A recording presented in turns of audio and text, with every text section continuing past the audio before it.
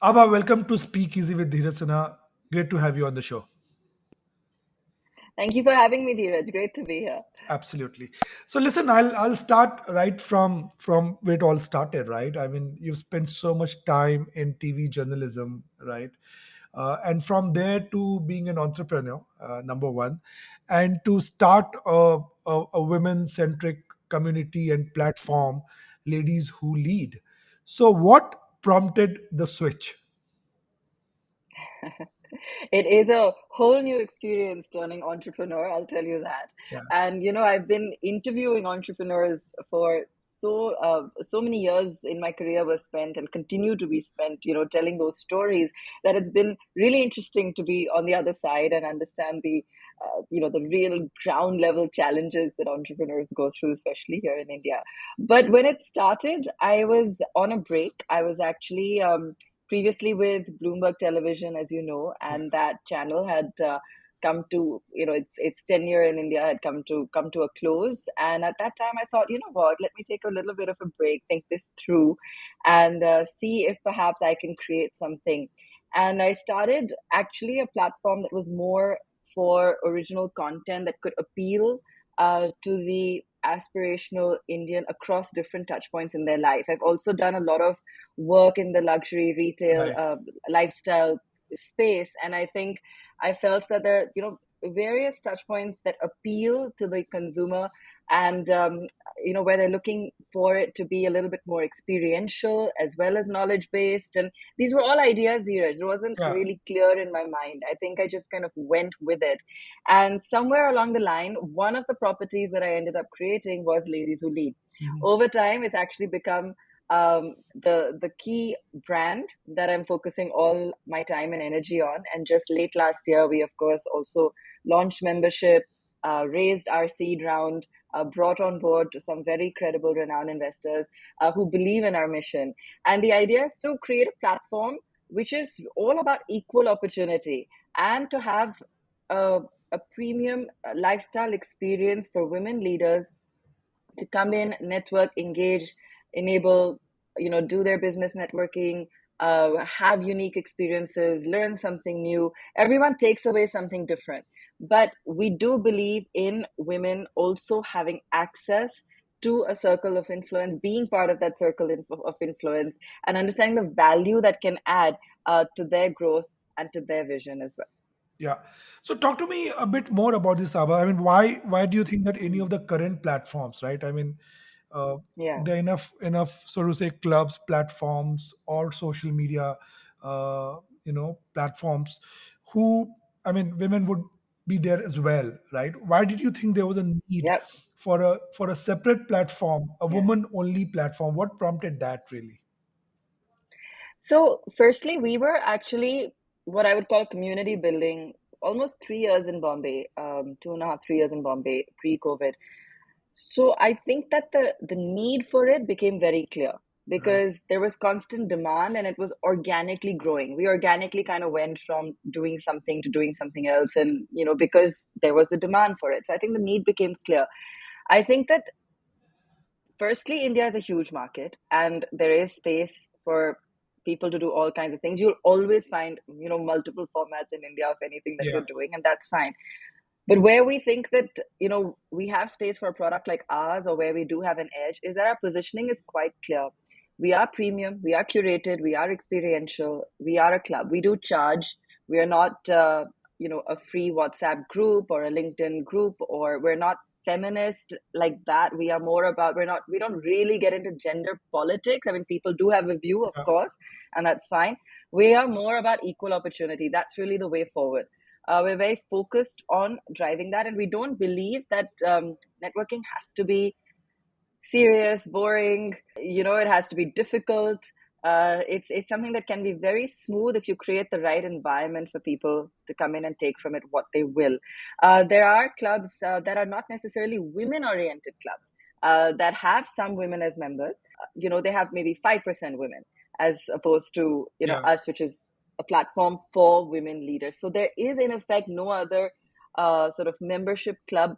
We may not have a physical space, but we are aligned with several very premium, um, you know, clubs, hotels where we host things, as well as allow our members access to go in, have meetings, and so on and so forth.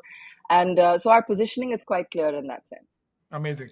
And what are the contours of it? What are you looking at it in terms of, say, a couple of years from now? I mean, would you look at this Mm. turning into a woman only VC platform? Where is this headed? Mm.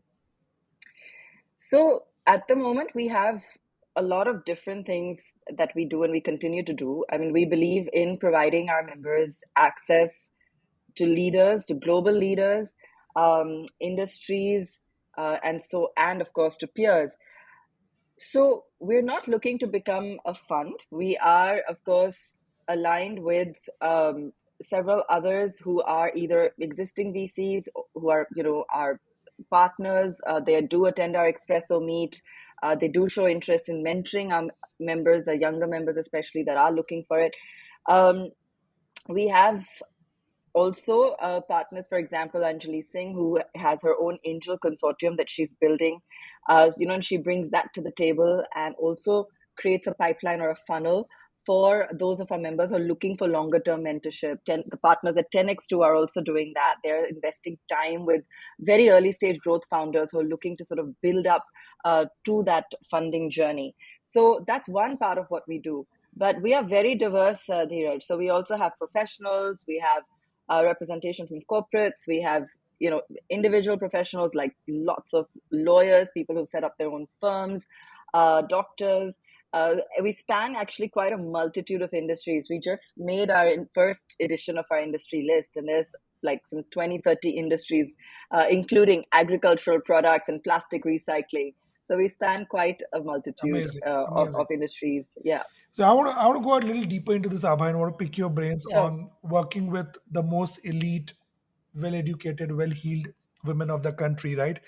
What are some of the Yeah. insights or experiences that you've gained, right? I mean, you read Indra Nui's book, and she said, "Yes, I got the promotion, but when I got back home, my mom asked, what about the groceries?" Right? So what's going on? What's going on with with women of our country So, who are okay. driving businesses and who are pretty much running some parts of the country? So this quote comes up all the time, I think, in every conversation. I think it really made an impact. And it's a huge debate even on our platform. And there are two very clear views on it. I'll share them with you. So there's one segment of the member base that loves what she shared, and they empathize, and they all feel it in some way or the other. They've experienced it. And there's the other segment that says, you know, like, women need to be seen a lot more seriously. Exactly what you just said. Why should we go for this? And that whole kind of narrative in the sense that we should be recognized, etc., etc. I think if I were to just leave out the emotion, I think Yeah, what becomes clear is that we are able to be all of the above. I've yeah. always been a firm believer when people have told me, as I've also progressed in my career, that you can't have it all. I do believe women can have it all. It's Mhm. one of the other great women leaders, and I can't, in like top of my mind, can't recall who said this, but she said women can have it all, just maybe not all at the same time. Yeah, Right? It's a process. It's an evolution, and I think that's what you got to remember. So it's not necessarily um, it doesn't necessarily put you down if you happen to go and shop for groceries. I mean, if we're talking about equal opportunity, honestly, I can go shop for groceries. My husband can go shop for groceries. In fact, I think in our house he shops more for groceries, right? But and it's okay. It's part of life. It's what you do. I don't think she could have reached where she had if she didn't have a supportive family or a yeah, family that was driving her. Indra Nooyi has, I think, 3 kids. I mean, you wouldn't be where you are unless you had a yeah, very strong support system. yeah. But tell me, I was looking at this cohort, right, and Mm, staying with this narrative a bit more. I mean, are there things that you're sure. figuring out? I mean, if I were to ask you, what do you think, if at all, is holding the top women of India back? If there Mm, were things like that, are there any insights there for us to learn from? mm. Sometimes there is self-inflicted bias. Yeah, I don't think it's conscious. I think it's just so deeply ingrained that we don't realize it. I also think that this is what I meant, that it doesn't have to go to the other extreme. There is a perception created that you have to either you have to either give up or compromise on a lot to get to the top, or to do certain things or be a career woman. It doesn't always have to be like that. You can choose, is what I'm saying. I think there are choices along the way, and you just have to be okay with those choices. There are people who perhaps are, very creative and have found things that give them joy and have managed to create a niche for themselves and have found success in that. There are others who've chosen to kind of do the work and, do the grind and go through the corporate ladder and get to the top. And, maybe that's what gives them that feeling Yeah. of success. So it's really very individual. Yeah. And how do you see your role, as a platform? Are you saying that I'm a neutral platform who brings all of these people together, just providing everybody the Yeah. opportunity to connect, or are you coming to the table with a certain point of view, that you know what, women need to So uplift other women, and so on and so forth? they definitely need to uplift other women, because I think that women like to feel that, and rightly so, that there are others who are in that journey with them.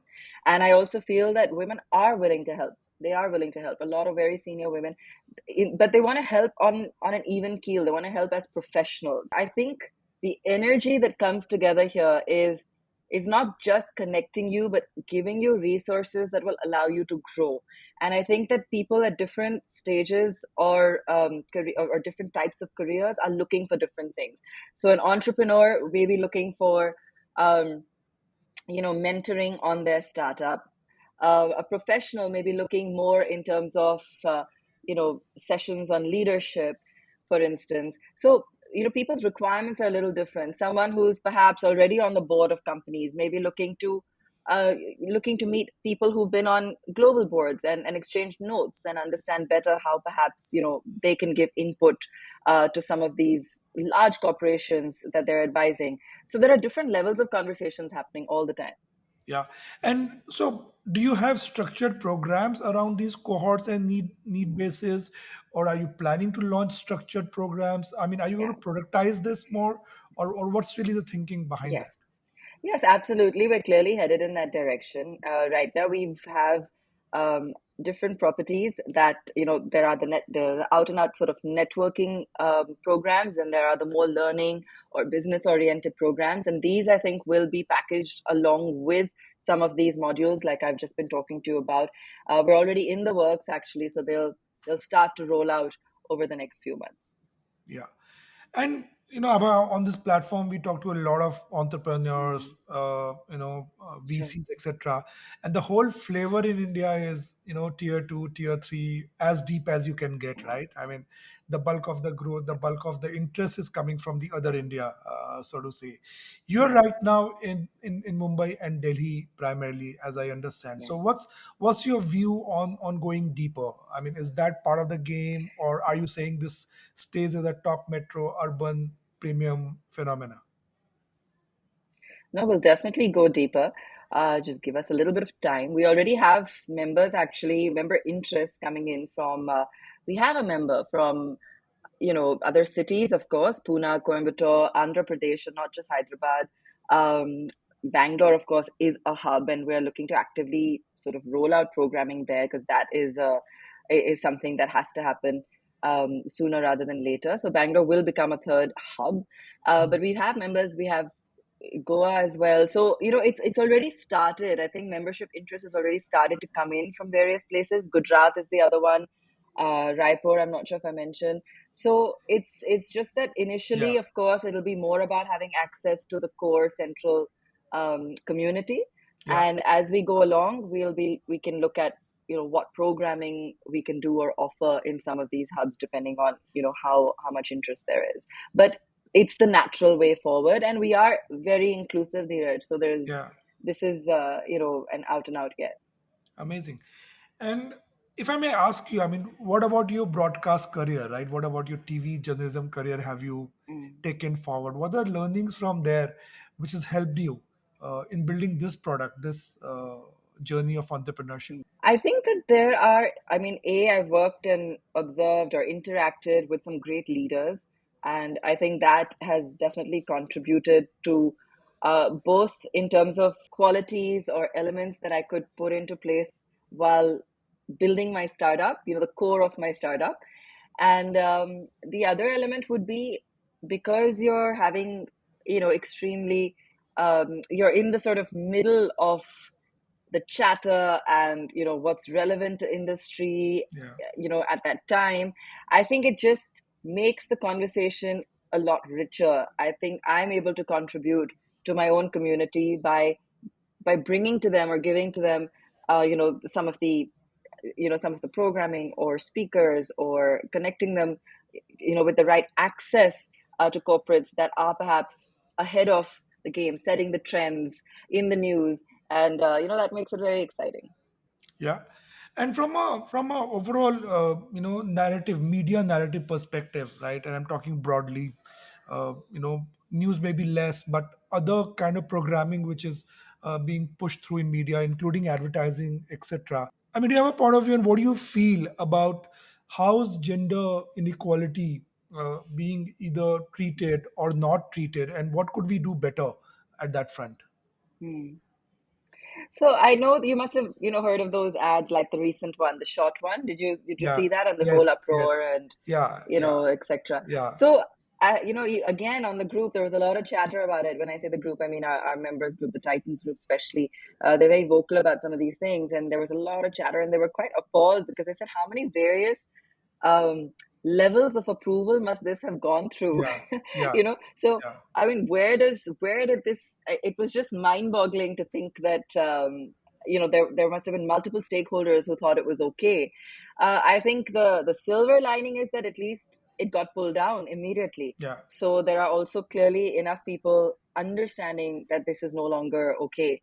I think we've seen some great campaigns that have tried to bring to light changing dynamics around the girl child, for instance, or equality between girl and the girl child, and and the boy child. There have been some great ads. I mean, I can't name them top of mind, but I know that we've Yeah. seen some fabulous campaigns, where the girl has brought home her first salary, Yeah. or things like that. So I think that narrative is there.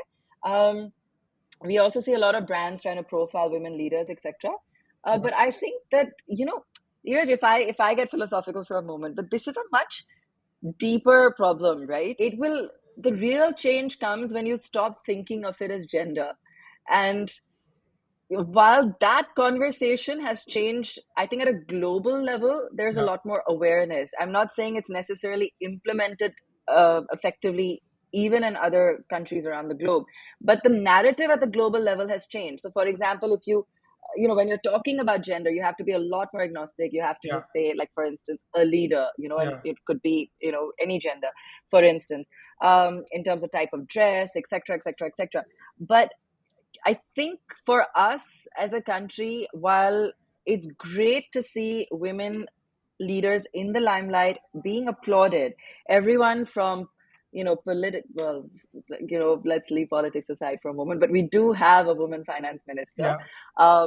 You have sports celebrities and a lot of women now coming out and achieving great things in the world of sport, and they're being Yeah. applauded for it. They've Yeah. been recognized for it. So I think that's a huge step. Um, but I think that the conversation will really change when it stops being about gender Yeah. and when it really becomes about, achievement. Yeah, yeah, yeah, and obviously there's a long way to go because consider that we, Yeah. we right now are talking about a platform which is women only, right? And Yeah, so exactly. as we speak about Ava, I mean the other thing, and we work with a lot of brands, especially PNG, etc., which go at a very mass ground level, right? We handle brands such as Mm, Whisper, and even a sanitary hygiene category has a single digit penetration in the category, and so on and so forth. So some of the statistics and data there is pretty abysmal. So yeah. now that you have a platform of women who are, so to say, let's for the argument's sake, who are Mm. powerful and have the resources and have the command, do you think at some stage in the evolution of this platform you'd be able to use the power of this cohort, these women, for the greater good of a larger India, which is still struggling with some real basic stuff? Of course, absolutely. But I want to just digress for a moment, Yeah. Dheeraj, because Do you know that a lot of the people that have done some great work in menstrual hygiene are actually men? Yeah, A lot of the absolutely. products that are also, launched of late, from Tea Buddy to, um, I think Nua has a couple of different founders, but a Yeah, lot of different new products. Also, again, a lot of male founders. I think men are a huge part of this conversation. So, for example, at Ladies Who Lead, we do not leave men out of the yeah, conversation, right?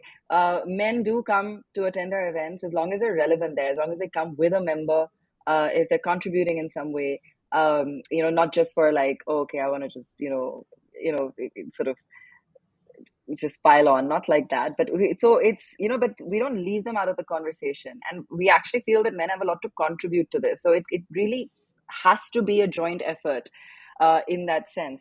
I think in terms of larger social impact, of course, we have, first of all, we have a lot of members who are doing a lot of work in this space, from Rubal Nagi to, Radhika Bharatram and the Karm Trust to a lot of members who do this as their, like, it's not just that they have an NGO, but they also have an NGO alongside with their business, and large NGOs at that. Um, our own chief mentor and investor Aditya, he also has invested in Seva, and he drives that as well. So we mhm, do try and collaborate on that where we can, to give back to the skilling, to the purpose, and to the drive in skilling. So I think that the ingredients are there, and we'll continue to work on this as we go along. But it is clearly, I don't think that anyone is unaware of the kind of work that's required and the kind of support perhaps that's required in this area.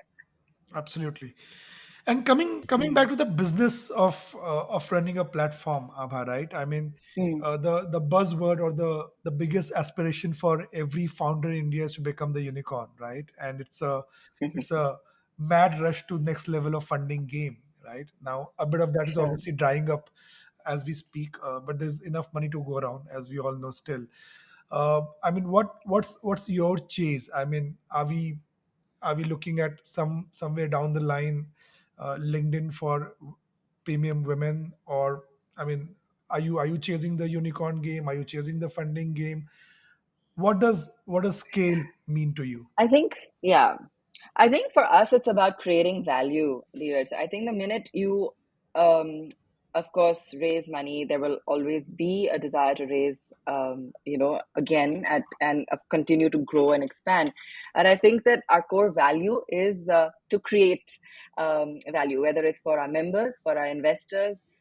So it's that's really our focus. We're not in that game where we want to kind of this is going to be value led growth. We are Yeah, interested in preserving the bottom line. We are interested in the experience we offer our members. And I'm telling you, that's how we're different. yeah. I think that it's been, I think, 8, 9 months since we launched membership. And I think now our work is speaking for itself. So I think that it's, I would love for Ladies Who Lead to grow and reach that level. And we want to do that with the right steps along the way. And Abhay, you spoke to me about how you tried various things, and amongst some of that, Mm. this idea floated out. Talk to us about, and lots of successes. Most successes actually are built on failures or Mm. things that you tried and didn't work out. Yeah. And it's always the backstory which is much more interesting than the success story. So what's been the backstory here, right? I mean, what were the challenges? What have you been grappling with Hmm. at behind the scenes level? Firstly, there's so many thoughts that come to mind. Yeah. Firstly, it's an interesting intermix. Yeah, it's an interesting intermix of, like, especially as someone from a media background, seeing how people's behavior is changing. So there is a lot of demand for content. Of course, how they consume it has changed. It's, and that intermingling of content as well as actual in-person engagement. And along with that, I think for me, it's been a huge learning in terms of running a business in India. Yeah. Like, so I wish it would come with a handbook, right? I mean, I wish Yeah.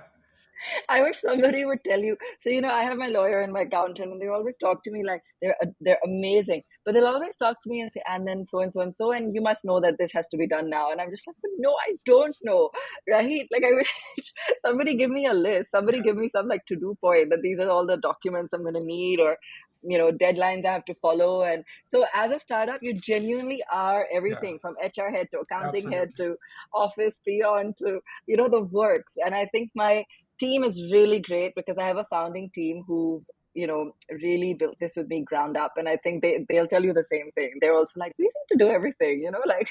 So I think it's been a journey. I think that there's been a lot of learning in terms of interacting with people. Like, I've always been a people's person. Of Yeah, course, I have interviewed and met innumerable people and will continue to do so in my line of work.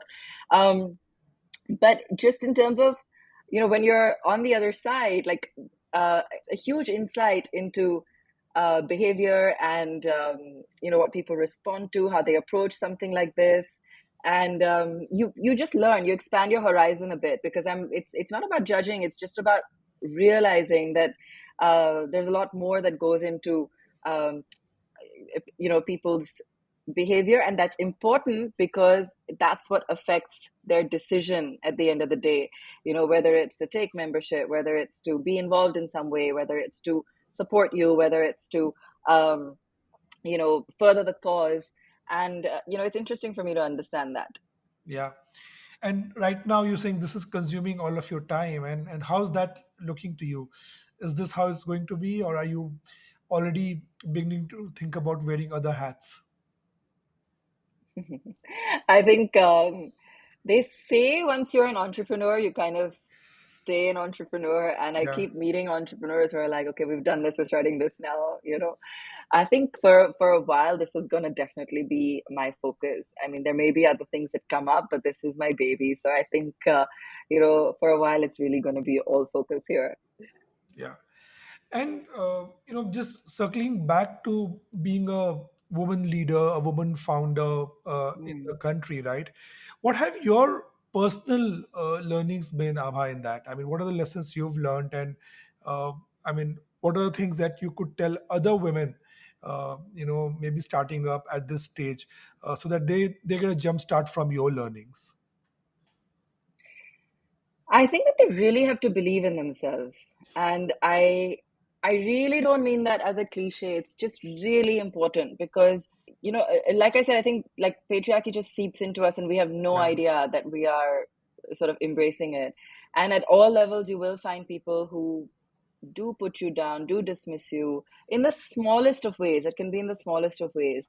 And I think that it is true. Women do have to work harder, to kind of prove themselves. It's true. And I think that it's very important to have that self belief, because then even if you feel that let's say you're on even keel with a male counterpart and you don't want to take on that extra assignment, because why should you? yeah, But you have to have that confidence to kind of say to your team leader that, listen, to present that case to your team leader. You have to have that confidence. And I've really noticed, I do meet some amazing women who are powering ahead, and they have that confidence, mm, right? They value their work, what they know, what they bring to their work.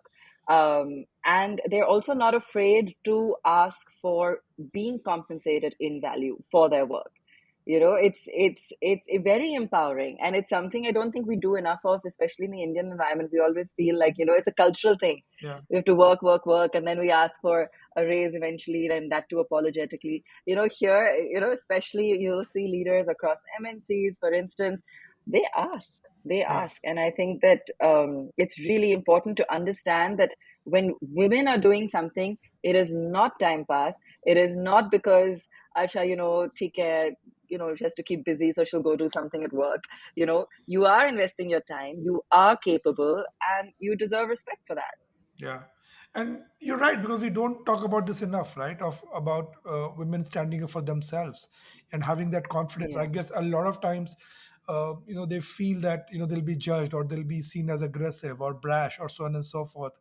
yeah, But to have a yeah. narrative or a conversation, that's all right, right? I mean, it's a shame. Yes. It's a And there's, shame at one level that they uh-huh. have to ask for it, right? But that's another story. But what you're saying is that. the confidence to stand up for yourself. You have to, and there's a difference between assertiveness and aggressiveness, Yeah, right? And you may also, frankly, you may get labeled or put in a bucket if you're aggressive, but frankly, if it gets the job done, good for yeah, you, yeah. right? I've seen people do that as well, and they've gone far. So I mean, it's evolving, and I'm not saying there's a right or wrong here, but I'm saying you gotta get, um, gotta stand up for yourself because no one else can do that for you. That part you really have to do yourself. Amazing. I mean, what's or who have been your inspirations in life, Ahmad, that has brought you so far and further? I think I was looking at this question when you sent it to me, and I was, it's like it's always the toughest question, right? To think of like, Yeah, um, one thing. But I do. I mean, I have amazing parents. My dad is a self-made entrepreneur himself, and my mom, while she's a homemaker, is actually, I think, the one who's always driven us along with my dad, but to really go out there and chase our dreams. I think so that's very deeply inculcated in me. And I think that over the years, of course, I've, like I said, met with various people who I've admired, um, sometimes admired from afar, sometimes seen up front, seen their journeys. And like you were discussing earlier, there are some amazing journeys. What touches me are people who've come, let's say, from small towns and turn into India's biggest leaders. And they've yeah, had that support and they don't find it difficult. They don't talk about it like a difficult story, yeah, right? For them, it was a journey. And I think that's what's so beautiful. I think people who are able to kind of dip into their experiences and sort of take away what can contribute to their further growth and share it with others as well. I think that's beautiful, and it's something that I've definitely taken from in terms of the stories I've read, people I've met through the years, and I've lived in I've gone to 13 schools. I've lived in different countries growing up. amazing. I lived all over the place, from Mm. Australia to Europe to Africa. So I took a gap year after school, and I worked for a year. Then I took a gap year, and I just traveled around the world. So I think just to give you a little bit of context when I'm talking about stories, I think all of that feeds into it. No, absolutely. And to the young women, they're aspiring to be entrepreneurs. What would your Mm. what would your notes be to them? So, I did this session with these young girls you know, at a university, and it was a very similar ask that I had to it was a session again with some college students a little while back. The younger generation amazes me because they are looking for very different things, Yeah, and they're looking for purpose, and that's something that they're so passionate about, which I love. You know, um, if I were to give them one thing that would help to contribute, I think it would just be really to just go out there and learn and absorb. I think these days I know things move a lot faster, yeah, and I think even saying 3 to 5 years sounds like dinosaur age. But at least in our journeys, like those first 10 years are critical to just kind of learning. The more that you can pick up, the more that you can learn. And I know these days people don't stick with one organization for yeah, length of time, but even if you're moving around, do it with a sense of mindfulness in terms of what are the different skill sets you're picking up, for example, or spacing it out, at least give it 2 years, because an employer today is not necessarily going to think or take that badly, but they yeah, want to just see how that experience then adds up. People do appreciate those that can now handle multiple tasks, for example, or at least balance tech with other talents as well.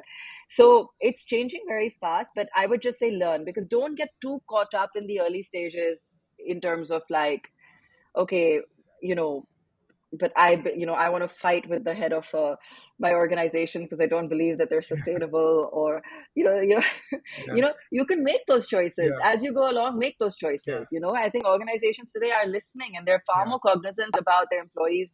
The average age is going lower, so they're far more cognizant about making the workplace policies, yeah, environment, everything more conducive to something that you relate to. But give it a bit of time, yeah. because that learning is really important, and it'll hold you in really good stead throughout your life. Fantastic. That's a great insight. Abba, thank you so much. It's been a great conversation. And at this stage in the podcast, we switch the mic. So you get to ask me Okay. questions. Yes, I'm really looking forward to this. Yes.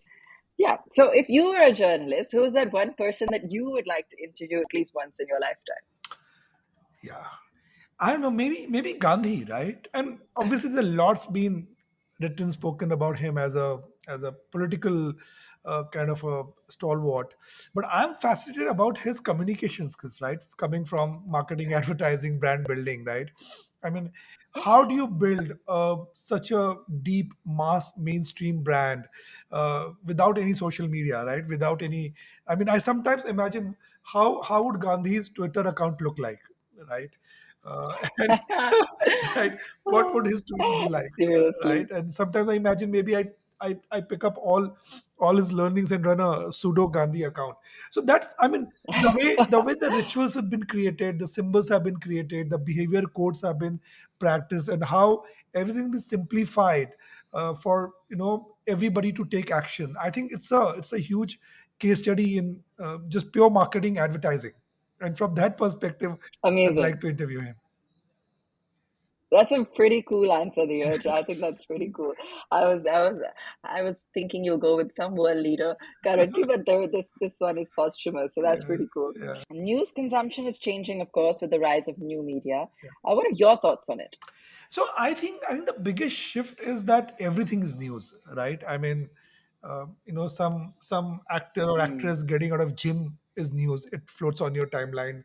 Somebody winning an Olympic gold medal is a news, right? A woman slapping her husband is news. So I think the vantage point on news is lost. Now you could argue that it's a good thing or a bad thing, but anybody can create news. Everything is news, right? So news is now, to my mind, an opinion. It's a point of view. It's a yes, it's agree. it's a subjective Mm, view on the world, right? And it's not somebody's objectivity, which is what it was earlier. So mm, so it's flux. I really don't know whether it's good thing or a bad thing, right? Because there was always agenda in news of some sort, right? There would be a unconscious bias in it, but today it's everybody's agenda. So at least it's democratized in that mm. sense. Yeah, that's true. That's true. Even I sometimes wonder on this, but yeah, no, I agree with you. One campaign on a women's cause that's close to your heart.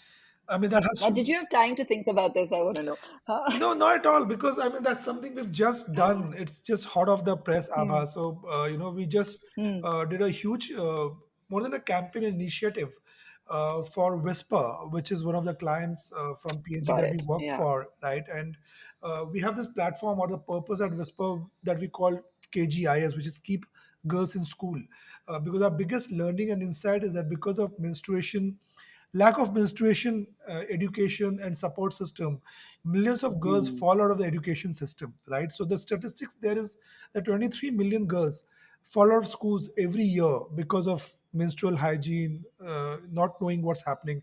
In fact, some of the girls, because they Sure. do not understand what's happening to their body, they feel they're going to die. They feel that it's a disease, and so on and so forth. So I mean, Yeah. working on this insight, we ran an initiative, and we're still running that initiative, to bring the education chapter back into Hmm. Indian schools on menstruation, because Got it's it. such a taboo that girls won't be taught about this in their homes. They won't be taught anywhere else. The Hmm. only place they can be taught about this is in schools. But there is no chapter on this Sure. because, again, I mean, school doesn't want to teach it either. So we've run a huge initiative of bringing the chapter administration back in Indian schools as part of a campaign. There's TV, there's outdoor, and so on and so forth.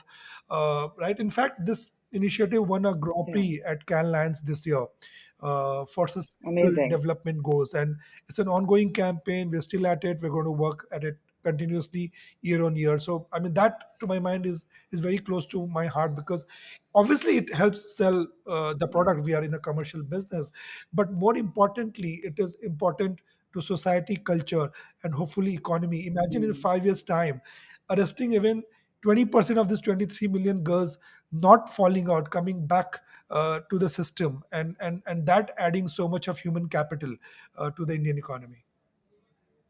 I think that's amazing, Dheeraj, and I really wish you the best with this because I agree. It's so important, and in the sense of what you said, contributing to human capital, because Yeah, there are so many different reasons why we still don't see the rate or the percentage of women contribution in the workforce going up, and this is one of them. At least if we have the funnel starting right from education and post education, it will make the case stronger down the line as well. yeah.